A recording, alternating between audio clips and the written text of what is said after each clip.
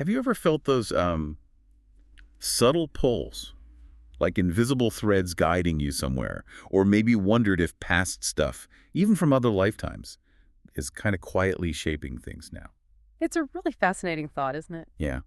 That the search for truth can, lead you down some really surprising roads, revealing how actions from ages ago might just echo into today. Welcome to the Deep Dive. This is where we take the sources you share, your research, experiences, questions, and we really unpack them. We pull out the key insights, the surprising bits. Think of it as getting you up to speed, but with those aha moments that actually make it interesting. Exactly. And for this deep dive, we're looking at a really personal journey, one that one of you listeners shared with us, which was incredibly generous. hmm It's a story that touches on, well, complex family stuff, deep spiritual seeking, and even some pretty mysterious phenomena like a seven-headed Naga appearing. Woo! Yeah. So our mission here is to try and unearth the hidden impact of karma across lifetimes that's woven through this whole narrative. We're aiming to help you understand the, let's say, subtle forces at play, not just in this listener's life, but maybe possibly in your own too. So, okay, let's dive in. So, our listener story kicks off with a really unique upbringing. Raised Buddhist, which is a strong foundation, right? Right. But then also went to a Protestant Christian school for years. And despite all that Christian schooling, they felt this pull, even stronger, towards Buddhism, towards its goodness and principles. And what's really striking, I think, is that even as a kid, like before they could fully grasp the ancient texts, Yeah. they just knew deep down that the Tripitaka, the Buddhist scriptures, held these fundamental truths about life's laws. Wow. Yeah, they described reading them and just feeling this intuitive certainty, even if the words didn't quite click yet, just an inner knowing. That's incredible to have that so young. But, family life often brings challenges. Always. The listener's mother, for example, seems to have had a tough time. A real lack of family warmth. 2 unhappy marriages the father drank, left. Then a second relationship also failed. That's rough. And what's really striking is she developed this profound aversion to making merit. Doing good deeds, accumulating positive karma in Buddhist practice. Didn't even want to talk about it. And that pain often got directed at the listener. Sadly, yeah. That's what they shared. That's a tough dynamic. But thankfully, there was the grandmother. Ah, yes. The grandmother consistently took the listener to the temple on holy days. So that kept the connection to traditional practices alive, despite things at home. A vital link. And then the Khmer monk. Oh, the beloved Khmer monk. He sounds like he was just a huge source of guidance Mm. for both the mother and our listener, almost like family. His compassion really nurtured that early interest in Buddhism for the listener, didn't it? A grounding force. Totally. Now, it's interesting how these spiritual leanings play out in the next generation. Our listener has 2 sons. And they're on different paths. Kind of, yeah. The elder son actually ordained for a while, found real happiness in meditation, got quite good at it, apparently. Loved the feeling. Oh. But after disrobing, maybe wavered a bit in his practice. Happens. And the younger son. He seems to have a much stronger pull toward making merit. Even takes these long commutes, Friday nights and Sundays, just to go to the temple with his mom. That shows real dedication and highlights how different karma plays out, even in siblings. Exactly. This whole personal story with the family threads and different spiritual leanings, it really sets the stage, doesn't it, for exploring how karma and belief shape our paths. It really does. It's a perfect illustration. And just when you think the family stuff is intricate enough, the journey takes this extraordinary turn, encounters that, well, challenge reality. This is the Naga part, right? The Phaya Sattanakka. Yes, the 7-headed Naga. And this really starts to unfold through the listener's mother-in-law. Ah, okay. The devout one in Phra, that Phanom. That's her, regular temple goer.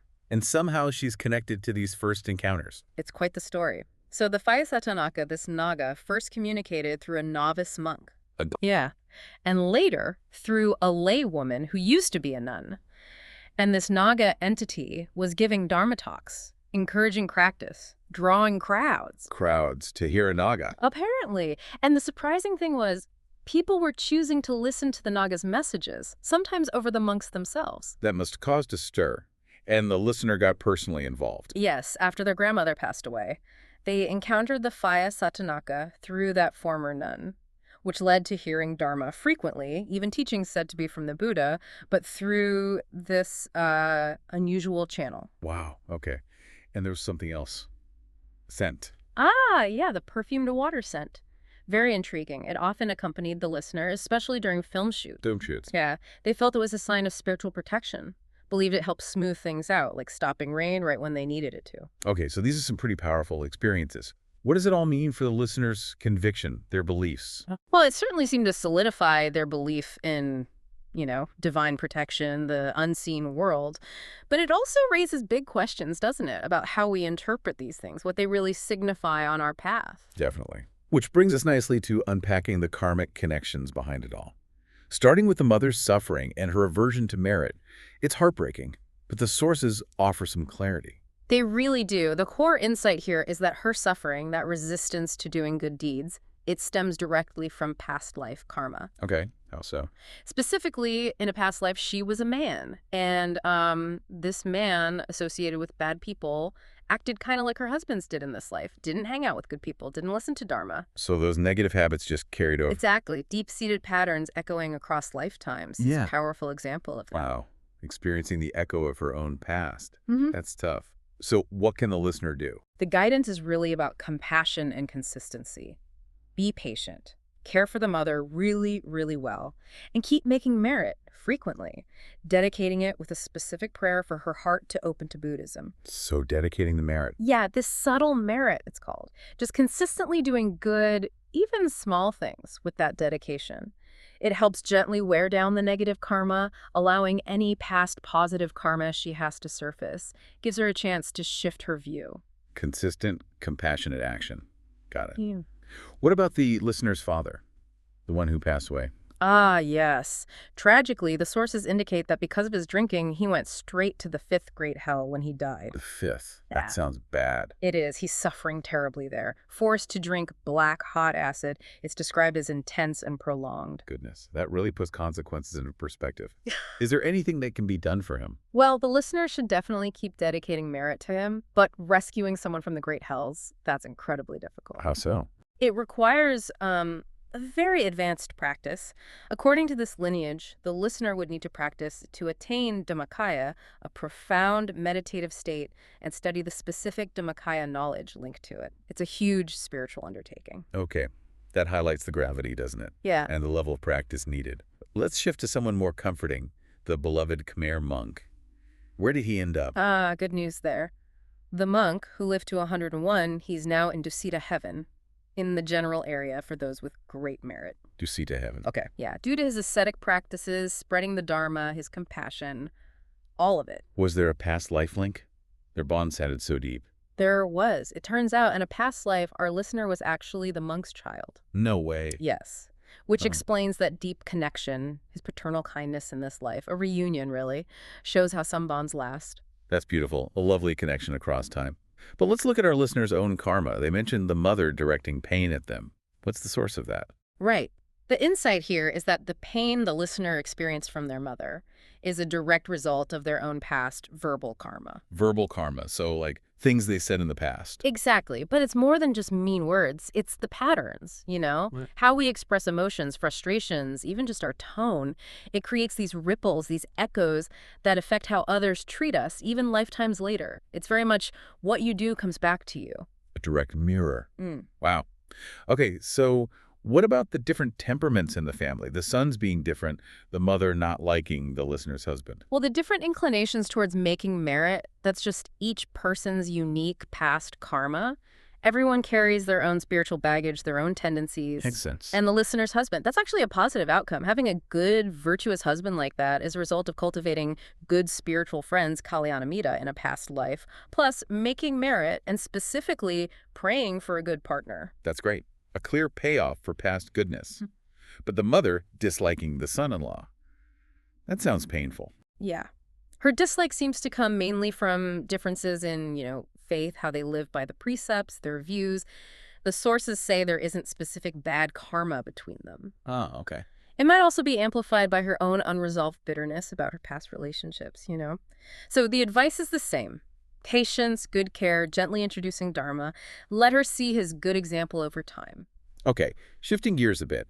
Beyond the personal karma, there's this really crucial clarification about the Phaya Sattanakka encounters, the significance of it all. It's captivating, sure, but what does it really mean for the path? Right. And the key insight isn't just what they are, but how easily we can misinterpret things based on our ingrained beliefs, and why knowing your true refuge is so, so important. Okay. So the sources clarify. The Phaya Sattanakka aren't directly connected to the listener personally, like through karma. They're actually ground deities, Buddhism. Ground deities. Yeah, under Virupaksha, one of the four kings in the Katumaharajika heaven, a lower celestial realm. Powerful beings, yes, but still in the cycle of karma themselves, not the ultimate refuge. Ah, I see. So what about the strong feeling of protection, that perfumed scent? That's the really interesting part. It's a direct result of a deep-seated past life habit. The listener has this affinity across lifetimes for what's described as half Buddhist, half deity worship. Half and half. Kind of. And this creates a sort of delusion upatana, which makes the scent seem like a memory, Sanya, from those past associations. It's not a deity sending a signal now. It's more like an echo, an imprint of past beliefs and practices popping up as a sensation. That's a really subtle but important distinction, how past habits color present perception. So given that, what's the advice on deity worship going forward? It's quite specific, actually. First, respectfully remove any deity statues or idols from the shrine. Oh. Gently. Maybe burying them or respectfully placing them in water, perhaps weighted a bit so they sink. Then, the crucial side. Take refuge only in the triple gem, Buddha, Dharma, Sangha, and really stick to the 5 precepts. Back to basics, the core refuge. Exactly. And offering food to monks, any local temple, is fine. Not just one specific place is also encouraged. Builds merit, brings peace of mind. That's very practical, shifting focus to the core. It reminds me of that idea that sharing knowledge doesn't lessen it. Oh, absolutely. Like the story of the masseuse, right? Hesitant to teach her skills, afraid she'd lose something. Yeah. But the point is sharing knowledge, sharing merit. It expands it. It doesn't deplete it. The Buddhist teachings are for everyone. All temples help spread the Dharma. Supporting one doesn't hurt another. There's enough goodness to go around. That's a lovely way to put it. Abundance, not scarcity. Okay, let's touch on the listener's husband and sons again. His ordination was significant. Immensely so. Yeah. Initiated by a monk at Mahadhammakaya Satya that carries huge merit. For him and for everyone who supported it, a really positive force. And the dream the son had about his father after the ordination. That was interpreted as a mental hindrance, a nivarana. Basically a reflection of the son's own thoughts or worries about his father, not a direct message from the father himself. Gotcha. And our listener's big goal-spreading Buddhism via satellite, does she have the karmic backing for that? Absolutely. The sources say she has ample merit to pursue that. She should definitely go for it with confidence. Her past good karma supports it. That's wonderful news for such a big project. Lastly, what about the husband's parents and the kids' futures? Right. The husband's parents, the Dhammakaya monks' parents, they're now devas, celestial beings, in the Katumaharajika heaven. Handsome and beautiful, part of a good quality Naga lineage. Naga lineage again? Yes, but in heaven. They have adjoining golden mansions, thanks to their strong bond and shared merit. And yes, they've received the merit their son dedicated to them. That's lovely to hear. And the sons? Both sons are considered provisions, gongsebeang, meaning they have potential to be great supporters of Buddhism of the community. The younger son's diligence, remember he takes those long commutes, that can be boosted even more by his mother's example and by hanging out with other friends who really love to practice. So environment and role models are key there. What's the ultimate aim for the family, spiritually? The main advice is for the listener to keep making full merit generosity, precepts, meditation, and crucially, to make a strong aspiration, a prayer, to join the Dusit Special Merit Circle Bodhisattva realm. That specific place in Dusita. A specific community within it, yes. The idea is to aim for that so they can all stay together, lifetime after lifetime, supporting each other on the path towards enlightenment for everyone's benefit. Wow. What an incredible journey we've followed today. This deep dive, it's really shown how profoundly past karma shapes the present, hasn't it? Family stuff, spiritual inclinations. And often in very surprising ways. Yeah, and it really hammered home how important it is to know your true spiritual refuge and just the sheer power of consistent good deeds, right intention, shaping not just now but the future too. It truly has. These personal stories, they offer so many windows into those universal laws of cause and effect. Makes you look at your own life, doesn't it? Totally. So as you, our listener, reflect on all this, here's something to maybe chew on. What deep-seated beliefs or, I don't know, subconscious habits, maybe even from way back, might be subtly shaping your experiences right now?